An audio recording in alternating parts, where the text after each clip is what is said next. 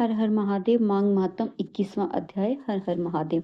वेद निधि ने कहा, हे ऋषि, अब आप कृपा कर इन बालकों को उस धर्म का उपदेश दें जिससे इनकी मुक्ति हो। आप समर्थ हैं और इस कार्य में इनकी सहायता कर सकते हैं। लोमश जी बोले, इन बालकों की मुक्ति का साधन मांग स्नान ही है। ये मेरे साथ मांग स्नान करें, निश्चय ही इनकी मुक्ति होगी। इससे अच्छा दूसरा कोई उपाय नहीं है विप्र। पाप, फल, श्राप एवं तीर्थ पर किए गए पापों को नष्ट करने की शक्ति मांग स्नान में ही निहित है। तीर्थ पर किया गया मांग स्नान 7 जन्म तक के पापों को नष्ट करता है। मुनिजनों का कहना है कि वे सभी पाप जिनका कोई प्रायश्चित नहीं दिखाई देता, वे मांग स्नान के द्वारा ही नष्ट हो सकते हैं। माघ मास को ज्ञानी जन पवित्र मास मानते हैं। इस माघ में स्नान करने से निश्चय ही मोक्ष प्राप्त होता है। हिमालय के पर्वत शिखर वाले तीर्थ स्थलों पर मांग स्नान का फल अद्वितीय होता है। अच्छेद में मांग स्नान स्वर्ग दिलाता है। वद्रिवन में स्नान से मोक्ष प्राप्त होता है।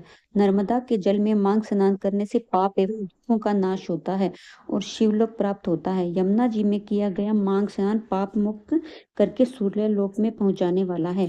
सरस्वती में स्नान करने से अर्धनाश होता है और ब्रह्मलोक की प्राप्ति होती है। विशाखा का स्नान आवागमन से मुक्त करने वाला है।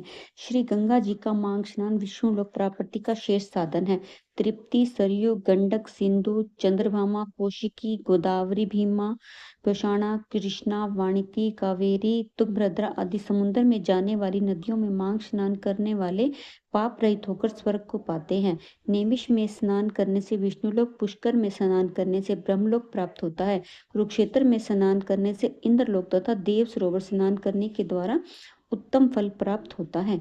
हे विप्र, मकर के सूर्य होने पर माघ मास में स्नान करने से रुद्रगण और देवकी नदी के स्नान से देवताओं की देह प्राप्त होती है। गोमती स्नान से मोक्ष व हेमकुंड, महाकाल, ओमकार, अमरेश्वर, नीलकंठ, अबुध आदि में स्नान द्वारा रुद्रलोक प्राप्त होता है। माघ में नदियों के संगम पर स्नान करने से जो पुण्य लाभ होता है वह सबसे श्रेष्ठ है।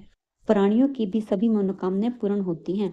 प्रयागराज का मांग स्नान तो बड़े भाग्य से प्राप्त होता है। इसके प्रभाव से प्राणी आवागमन के बंधन से मुक्त हो जाता है। जो 3 दिन भी मांग स्नान कर लेता है वे महापता की होने पर भी नरक में नहीं जाता। प्रयागराज में मांग स्नान करने वाले सकल सिद्धियों और संपदाओं को प्राप्त करते हैं।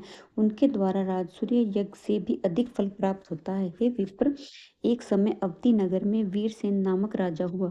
उसने नर्मदा के तट पर राजसूय यज्ञ किया और 16 अश्वमेध यज्ञ भी किए। उसने बहुत सा सोना और अन्न दान भी दिया।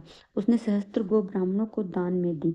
उसके ही राज्य में समस्त धर्मों को त्यागा भृतकी नामक एक मूर्ख दुराचारी ब्राह्मण था। वह कुलहीन था और खेती करता था। कुछ दिनों जब उसका मन खेती में ना लगा तो वह आलसी बना घर पर पड़ा रहने लगा।